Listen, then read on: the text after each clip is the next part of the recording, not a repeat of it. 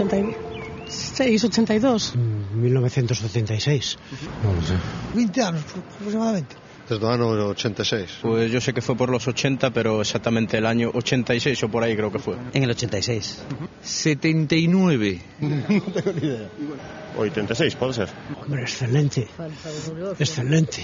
Pues porque nos crea un espacio de social y político y económico a nivel continental. Siempre es positivo.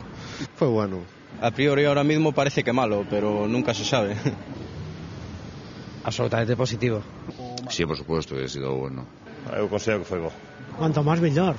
Hombre, sí, sobre todo en los salarios. Yo creo que habría que ir a más. Problema, hombre, que hubo que sacrificarse. Por exemplo, Galicia sacrificou moito no naval e nas cotas leiteiras e en aspectos de agricultura. Sí, claro, por regiones hay un montón de problemas. Ese puede ser uno. Algunhas das cuotas que impón, por lo que vexo, é pola agricultura, por aí. Hay muchas diferencias entre determinados países, ¿no? O problema é dos galegos, que sempre estamos con que chorando de un lado para outro en vez de tirar para adiante.